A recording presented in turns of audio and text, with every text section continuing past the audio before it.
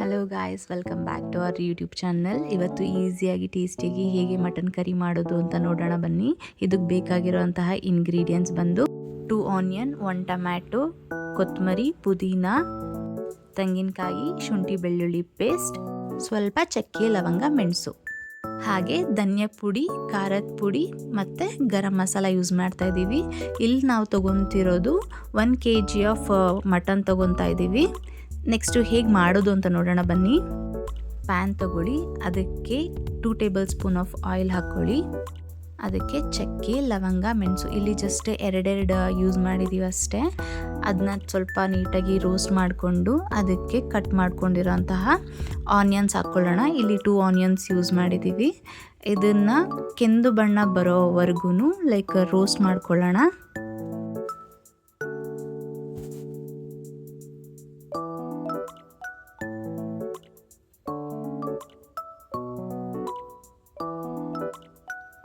ಇದಕ್ಕೆ ನೆಕ್ಸ್ಟ್ ಇಲ್ಲಿ 1 tomato use ಮಾಡಿದ್ದೀವಿ. ಕಟ್ ಮಾಡಿರೋಂತಹ ಟೊಮೊಟೊನ ಹಾಕ್ಕೊಳ್ಳೋಣ.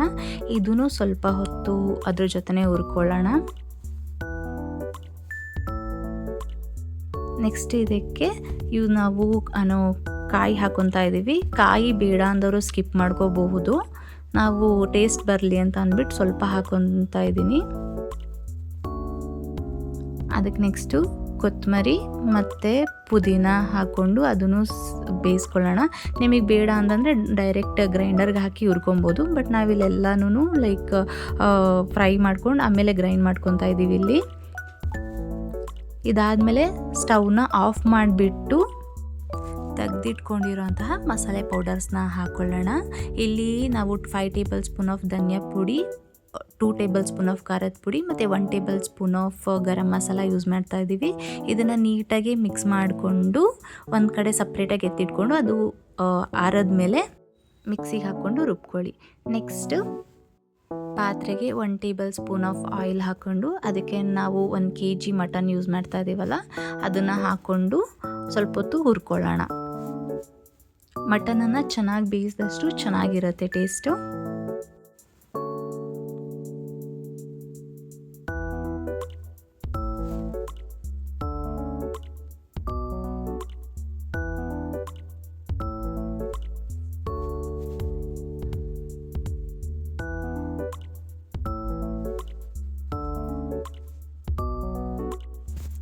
ಇದನ್ನ ಒಂದು 5 ಮಿನಿಟ್ಸ್ ಚೆನ್ನಾಗಿ ಹೈ ಫ್ಲೇಮಲ್ಲಿ ಹುರ್ಕೊಳ್ಳಿ. ನೆಕ್ಸ್ಟ್ ಇದಕ್ಕೆ ಜಿಂಜರ್ ಗಾರ್ಲಿಕ್ ಪೇಸ್ಟ್ ಹಾಕ್ಬಿಟ್ಟು ಆ ಜಿಂಜರ್ ಗಾರ್ಲಿಕ್ ಪೇಸ್ಟಿಂದು ಸ್ಮೆಲ್ ಹೋಗೋವರೆಗೂ ಮಟನ್ ಜೊತೆ ನೀಟಾಗಿ ಮಿಕ್ಸ್ ಮಾಡ್ಕೊಳ್ಳೋಣ.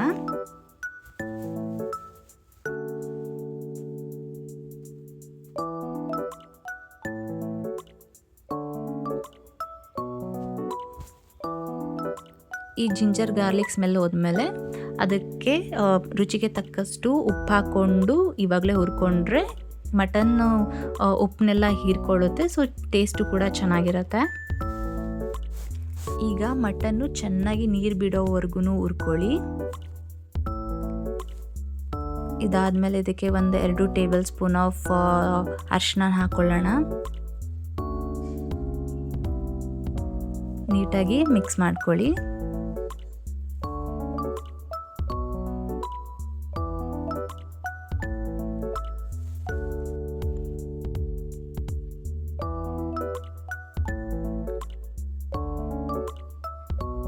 ಈಗ ಇದಕ್ಕೆ ನಾವು ರುಬ್ಕೊಂಡಿದ್ದಂತಹ ಮಸಾಲೆನ ಹಾಕಿಬಿಟ್ಟು ಮಿಕ್ಸ್ ಮಾಡ್ಕೊಳ್ಳೋಣ.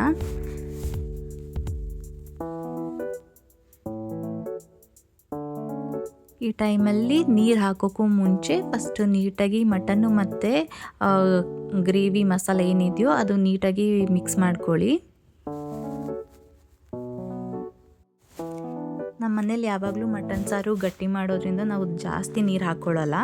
ಇದಕ್ಕೆ ಏನು ಖಾರ ರುಬ್ಬಿದ್ವಲ್ಲ ಅದಕ್ಕೇ ಸ್ವಲ್ಪ ನೀರು ಮಿಕ್ಸ್ ಮಾಡಿಕೊಂಡು ಅದೇ ನೀರನ್ನ ಯೂಸ್ ಮಾಡ್ತಾ ಇದ್ದೀವಿ. ಅದಕ್ಕೆ ಇನ್ನೂ ಎಕ್ಸ್ಟ್ರಾ ಏನು ನಾವು ನೀರು ಹಾಕಕ್ಕೆ ಹೋಗ್ತಿಲ್ಲ. ಇದಕ್ಕೆ ರುಚಿ ನೋಡಿಕೊಂಡು ಎಷ್ಟು ಉಪ್ಪು ಬೇಕೋ ಅಷ್ಟು ಉಪ್ಪು ಹಾಕ್ಕೊಂಡು ಚೆನ್ನಾಗಿ ಮಿಕ್ಸ್ ಮಾಡ್ಕೊಳ್ಳಿ.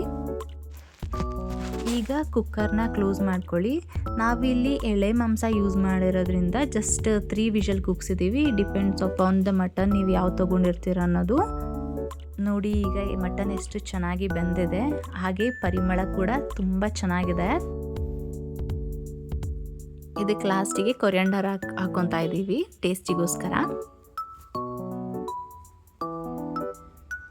ಎಷ್ಟು ಚೆನ್ನಾಗಿದೆ ಅಂದರೆ ಟೇಸ್ಟು ಸೂಪರ್ ಆಗಿದೆ. ನೀವು ಟ್ರೈ ಮಾಡಿ, ಓಕೆನಾ?